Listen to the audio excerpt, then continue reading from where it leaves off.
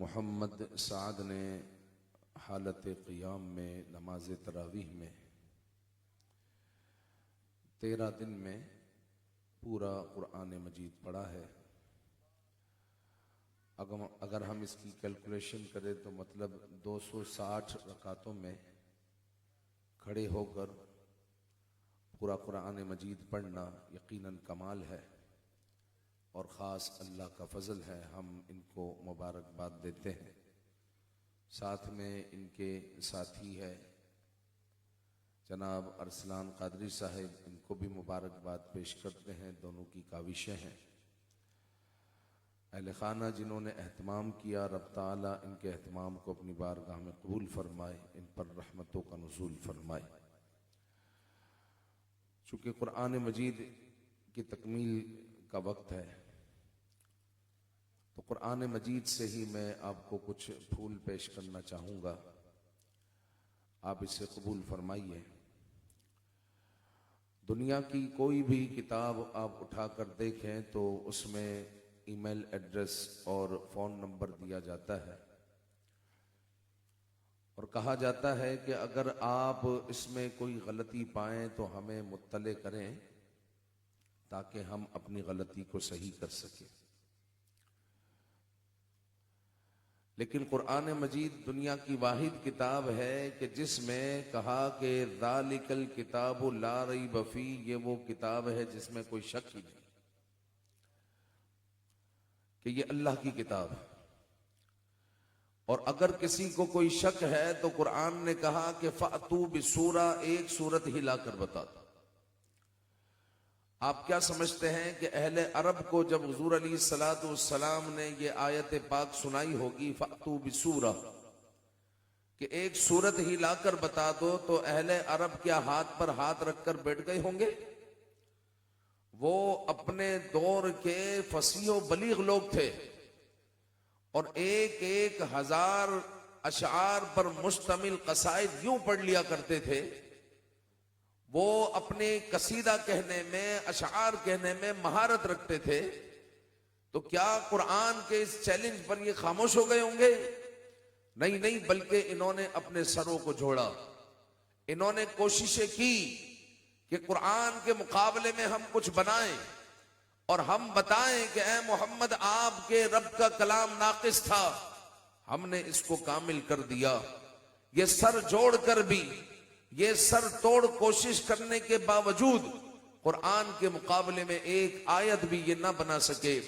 بلکہ علی المرتضیٰ رضی اللہ تعالیٰ عنہ نے جب سورہ کوثر کعبے کی دیوار پر لگائی تو وہ کہنے لگے کہ ما ھذا کلام البشر، یہ کسی بشر کا کلام نہیں ہے۔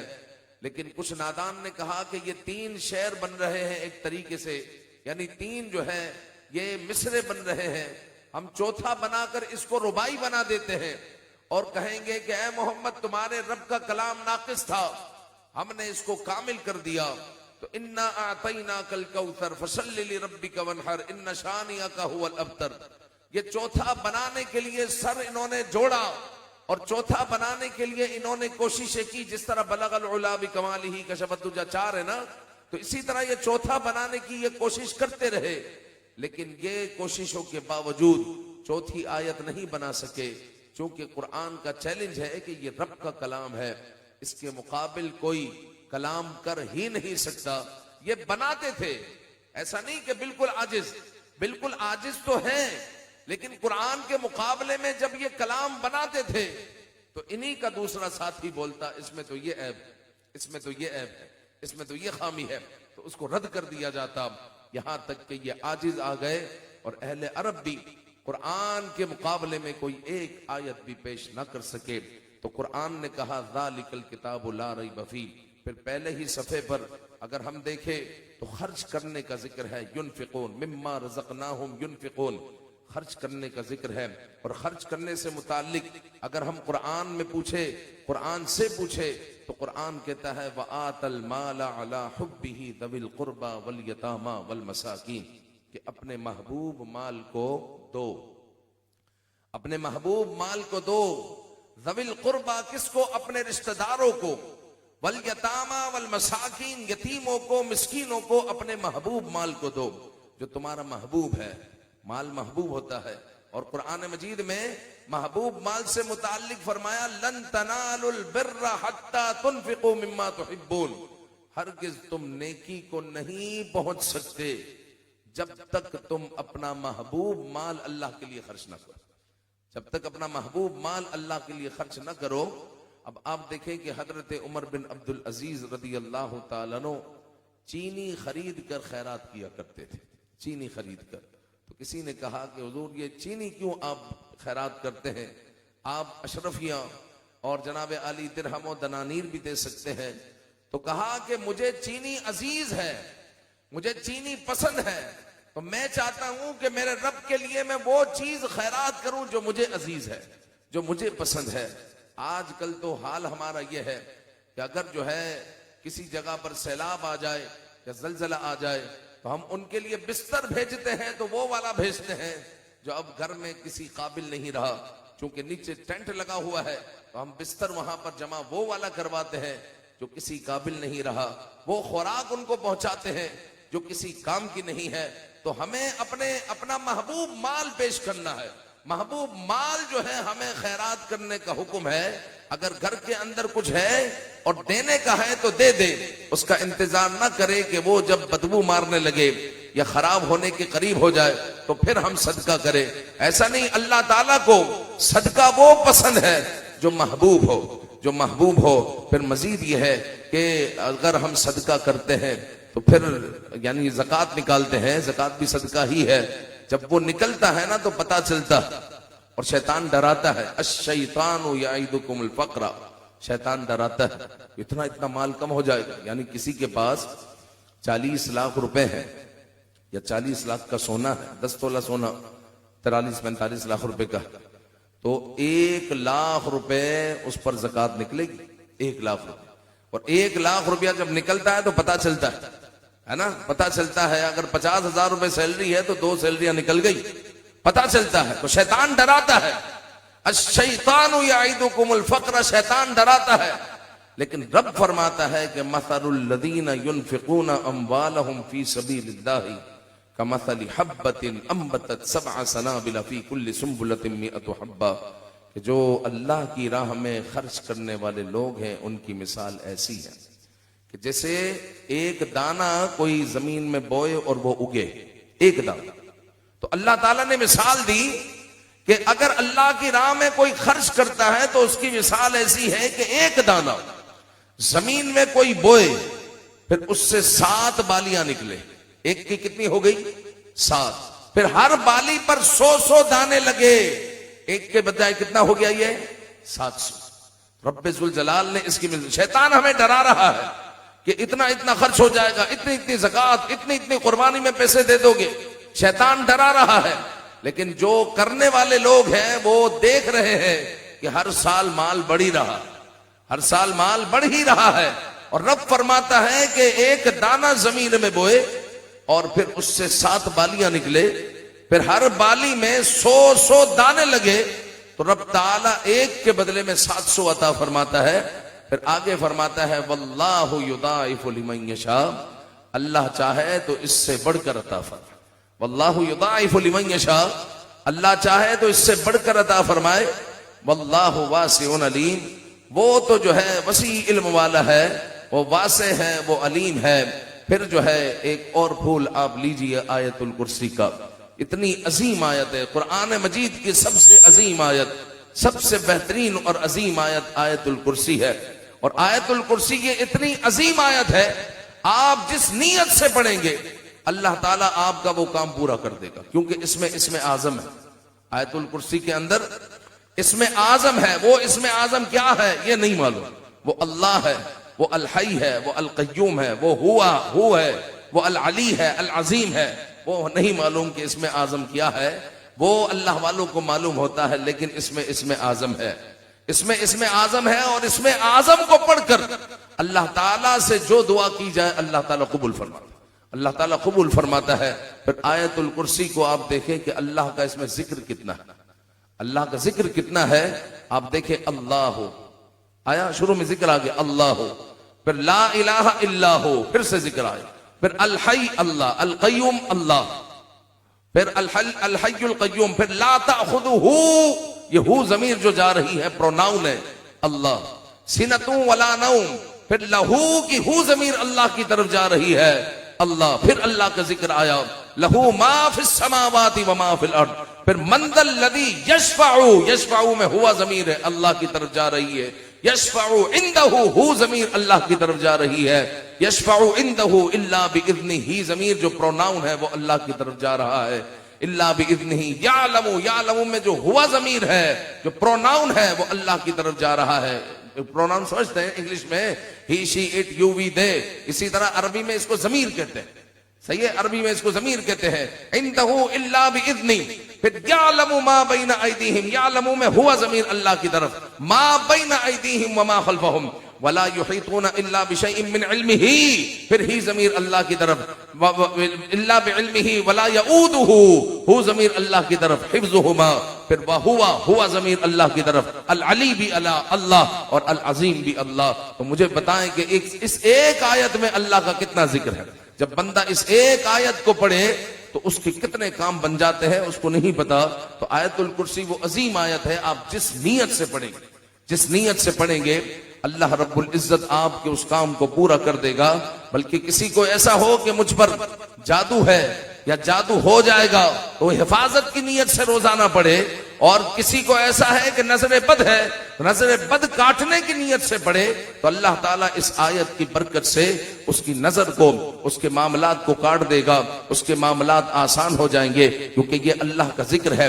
اور اللہ رب العزت قرآن مجید میں فرماتا ہے وَمَنْ أَعْرَضَ عَنْ ذِكْرِي فَإِنَّ لَهُ مَعِيشَةً ضَنْكًا، کہ جو اللہ تعالیٰ کے ذکر سے منہ موڑتا ہے تو اللہ تعالیٰ اس کی معیشت کو جام کر دیتا ہے۔ آج کل ہماری معیشت جام ہے، ہماری معیشت جام ہے، ہر کوئی پریشان ہے، رزق کا طالب ہے۔ اس کی وجہ یہ ہے کہ ہمارا دن اس وقت شروع ہوتا ہے کہ جب سورج کو زوال لگتا ہے، تو پھر ہمیں زوال ہی لگے گا، ہمیں زوال ہی لگے گا۔ جب سورج نکلتا ہے اس وقت ہم کام پر اگر نکلے اور ہماری فجر سے ابتدا ہو، اور فجر کے بعد فجر کے وقت میں حضور علیہ الصلوۃ والسلام نے ہمیں ایک ذکر عطا فرمایا ہے، اور وہ ذکر کیا ہے صبح صادق سے لے کر فجر کی نماز ختم ہونے تک اگر کوئی 100 مرتبہ پڑھ لے، سبحان اللہ و بحمدہ سبحان اللہ العظیم استغفر اللہ۔ حضور علیہ الصلوۃ والسلام نے فرمایا کہ دنیا ذلیل ہو کر اس کے پاس آئے گی، دنیا ذلیل ہو کر اس کے پاس آئے گی، اس کے قدموں، بولتے ہیں محبوب آپ کے قدموں میں، دنیا آپ کے قدموں میں ہوگی، ذلیل ہو کر آپ کے پاس آئے گی۔ لیکن ہمارا دن تو فجر سے شروع ہوتا ہی نہیں، ہمارا دن تو فجر سے شروع ہوتا ہی نہیں، ہمارا دن تو اس وقت شروع ہوتا ہے جب سورج کو زوال لگتا ہے، تو پھر ہماری معیشت کو زوال ہی لگے گا، پھر اور کیا لگے گا۔ اور جس کا دن صبح سے شروع ہو وہ فجر سے اپنا وقت شروع کرے، اپنا دن شروع کرے اور اللہ کا ذکر کرے، اور پھر وہ اپنے کام پر نکلے، تو اللہ تعالیٰ کیوں برکت نہیں عطا فرمائے گا؟ تو رب تعالیٰ فرماتا ہے وَمَنْ أَعْرَضَ عَنْ ذِكْرِي، جو اللہ کے ذکر سے منہ موڑتا ہے تو فَإِنَّ لَهُ مَعِيشَةً ضَنْكًا، اس کی معیشت جام ہو جاتی ہے۔ اب جب اس کی معیشت جام ہو گئی تو پھر پریشان، اور پھر یہاں تعویذ کے لیے، وہاں تعویذ کے لیے، اور جناب علی یہ وظیفہ وہ وظیفہ، لیکن جو ہے نماز کے لیے نہیں آ رہا۔ یعنی ایسے نادان لوگ بھی ہے کہ جو عصر کی نماز کے بعد انتظار کر رہے ہیں کہ لوگ نکل جائے تو میں امام صاحب سے تعویذ لے جاؤں۔ کتنی نادانی، کتنی نادانی ہے کہ اللہ رب العزت کو وہ سجدہ کرنے نہیں جا رہا، رب کے حضور وہ بتانے نہیں جا رہا۔ تعویذ کو ہم بھی مانتے ہیں، تعویذ کو ہم بھی، لیکن تعویذ اثر تب کرے گا جب تو رب کو سجدہ کرے گا، جب تو رب کو سجدہ کرے گا۔ تعویذ میں بھی تاثیر رب نے دینی ہے، وظیفے میں بھی تاثیر رب نے دینی ہے۔ اگر اس وظیفے اور تعویذ کی حقیقی تو جو ہے حقیقی اس کی طاقت چاہتا ہے، تو حقیقت میں اس کا فیض چاہتا ہے، تو پھر جب حی علی الصلاۃ اور حی علی الفلاح کی صدا ہو تو پھر اللہ کے ذکر کے لیے کھڑا ہو جاؤ۔ دیکھو اللہ کا ذکر سب سے بڑھ کر جو اللہ کا ذکر ہے وہ نماز ہے، نماز ہے۔ اگر نماز سے ہی بندہ غافل ہو جائے تو پھر اس نے کیا پایا؟ اور ہمارا 98% یا 99% طبقہ نماز نہیں پڑھ، 98 لے لو آپ. مطلب آپ کی عیدگاہ مسجد میں ہر وقت فجر سے لے کر عشاء تک اگر 200 نمازی ہوتا ہے اور ہم سپوز کر لیتے ہیں بھئی ارد گرد کی آبادی 10,000 ہے, تو مطلب آپ کے 100 میں سے صرف 2 آدمی نماز پڑھ رہے, 100 میں سے 2 آدمی نماز پڑھ رہے. اگر 300 ہوتا ہے تو 3 آدمی پڑھ رہے, 400 ہوتا ہے تو 4 آدمی پڑھ رہے, باقی 96% نماز ہی نہیں پڑھ رہے. پریشان بھی ہے. ان کے دن کی ابتدا کب ہوتی ہے؟ جب زوال لگتا ہے. ان کی آنکھ کب لگتی ہے؟ جب فجر کے قریب ہوتے ہیں. جب فجر کے قریب ہوتے ہیں, جب ان کی آنکھ لگتی ہے, جب وہ سوتے ہیں. اور اٹھتے کب ہے؟ جب سورج کو زوال لگتا ہے. اللہ کے ذکر سے محروم ہوتے ہیں, اللہ کے ذکر سے دور ہوتے ہیں. تو بتائیں کہاں سے معیشت بہتر ہوگی, کہاں سے بہتری آئے گی؟ تو یہ بھی ایک میں نے قرآن سے آپ کو پھول عطا کیا ہے, اس کو قبول فرمائے. آخری پھول میں آپ کو دیتا چلوں. قرآن مجید میں ارشاد ہوتا ہے, یا ایھا الذین آمنوا کتب علیکم الصیام کما کتب علی الذین من قبلکم لعلکم تتقون. اے ایمان والو, تم پر روزے فرض کیے گئے. آخر میں فرمایا لعلکم تتقون, تاکہ تم متقی ہو جاؤ. اگر آج یہ کہا جائے کہ رمضان میں روزے فرض ہے, رمضان میں کیا کرنا چاہیے, تو ہر کسی کی زبان پر کیا ہوتا ہے, بھئی عبادت کرنی چاہیے, نمازیں پڑھنی چاہیے, عبادت کرنی چاہیے. تو نمازیں بھی پڑھنی ہے, عبادت بھی کرنی ہے, تو یہ تو برسوں سے کر رہے ہیں, لیکن ایک کام نہیں کر رہے. جب وہ کام نہیں کر رہے تو نقصان یہ ہو رہا ہے کہ جتنی تیزی سے رمضان المبارک کی ابتدا میں مسجد تک آئے تھے, ایسا ہی تھا نا, رمضان میں اچانک مسجد بڑھ گئی. جتنی تیزی سے مسجد تک آئے تھے, اس سے زیادہ تیزی سے مسجد سے اچانک سے پہلی شوال کو دور ہو جاتے ہیں, عید کے دن دور ہو جاتے ہیں. تو کیا وجہ ہوئی کہ ہم یہ نقصان کیوں اٹھا رہے ہیں اور یہ نقصان کیوں ہوا؟ وجہ یہ ہے کہ ہم نے روزے کی جو روح ہے اس کو سمجھائی, روزے کی جو روح ہے اس کو سمجھائی نہیں. ہم نے یہ سمجھ لیا کہ جناب عالی رمضان عبادت کا مہینہ ہے, بس رمضان عبادت کا مہینہ ہے. لیکن اللہ رب العزت نے تقوی کا ذکر کیا, تقوی کا ذکر کیا. مطلب ہے کہ مثال کے طور پر رمضان آنے پر آپ کہے کہ میں تو 5 قرآن پڑھوں گا, تو تم نہیں پڑھو 5 قرآن, تمہیں کوئی گناہ نہیں ملے گا, کوئی گناہ نہیں ملے گا. لیکن تقوی اختیار کرنا یہ واجب و فرض ہے, یہ واجب و فرض ہے. ہم تقوی سے دور ہو جاتے ہیں, تقوی اختیار نہیں کرتے. مطلب مثال کے طور پر ایک بندہ ہے مسجد میں, اس نے 2-3 پارے پڑھے, بڑا خوش ہوا, ماشاءاللہ آج تو میں نے 3 پارے پڑھے. باہر نکل کر وہ بدنگاہی کرتا ہے, باہر نکل کر وہ چغلی کرتا ہے, باہر نکل کر وہ جھوٹ بولتا ہے, باہر نکل کر وہ جو ہے کسی سے دغا کرتا ہے, دھوکا کرتا ہے. تو رب تعالیٰ نے ان چیزوں سے پہلے بچنے کا حکم دیا. اب 2 پارے 3 پارے آپ نے نہیں پڑھے, کچھ نہیں ہوگا. لیکن اصل میں رمضان آیا ہے, جو روزے ہم رکھ رہے ہیں, روزے رکھنے کا اصل جو مقصود ہے, جو مطلوب ہے, وہ یہ ہے کہ ہم تقوی اختیار کریں. اور تقوی یہ ہے کہ ہم ہر گناہ سے بچیں اور اپنے آپ کو گناہوں سے بچنے کا ان 30 دنوں میں عادی بنائے. جب ان 30 دنوں میں عادی بنائیں گے تو پھر ہوگا کیا, جب یہ 30 دن جائیں گے تو فرسٹ شوال کو بھی پھر آپ متقی اور پرہیزگار ہوں گے. فرسٹ شوال کو بھی آپ متقی اور پرہیزگار ہوں گے. مسجد میں آنے جانے کی آپ کی پابندی نظر آئے گی. آپ جھوٹ نہیں بولیں گے, آپ غیبت نہیں کریں گے, آپ چغلی نہیں کریں گے, آپ جناب عالی فحش کلامی نہیں کریں گے. وجہ یہ ہے کہ پورا رمضان آپ نے پریکٹس کی, پورا رمضان پریکٹس کی ہے. تو جو ضروری چیزیں ہیں وہ تو کرنی ہی ہے, لیکن تقوی پر ہمارا دھیان نہیں, تقوی پر دھیان نہیں ہے. کیونکہ حضور علیہ السلام نے فرمایا کہ جو روزہ رکھے اور وہ گناہوں سے نہ بچے, تو حضور نے فرمایا کہ ایسے روزے کی اللہ کو کوئی ضرورت نہیں, ایسے روزے کی اللہ کو کوئی ضرورت نہیں ہے. اور جو تقوی اختیار کرتا ہے اس کے لیے انعام کیا ہے. سورہ طلاق چلیے, سورہ طلاق میں رب ذوالجلال فرماتا ہے کہ وَمَن يَتَّقِ اللَّهَ يَجْعَل لَّهُ مَخْرَجًا, کہ جو تقوی اختیار کرتا ہے, اللہ سے ڈرتا ہے, تو پھر اللہ تعالیٰ اس کے لیے راستے بنا دیتا ہے. وَيَرْزُقْهُ مِنْ حَيْثُ لَا يَحْتَسِبُ, پھر اللہ تعالیٰ اس کو رزق وہاں سے دیتا ہے جہاں پر اس کا گمان بھی نہیں جاتا, جہاں پر اس کا گمان بھی نہیں جاتا. تو یہ قرآن مجید کا میں نے آپ کو تقوی کا ایک پہلو دیا, تقوی کا ایک پھول عطا فرمایا. یہ پھول بھی قبول کیجئے. اور رمضان المبارک کے بقیہ ایام میں اپنے آپ کو تقوی میں ڈھالنے کی کوشش کریں، تقوی میں ڈھالنے کی کوشش کریں۔ رمضان چلا جائے اور تقوی نہ آئے تو پھر کیا پایا؟ کچھ نہیں پایا، کچھ نہیں پایا۔ رمضان میں کوئی یہ سمجھے کہ میں نے صرف عمرہ کرنے جانا ہے، اللہ کا گھر دیکھنے جانا ہے، مدینے جانا ہے، 5 قرآن پڑھنے ہیں، اور رمضان کے فوراً بعد وہ جیسا تھا ویسا ہو جائے تو کیا کھویا؟ کیا پایا اس نے؟ کچھ نہیں پایا، کچھ نہیں پایا اس نے۔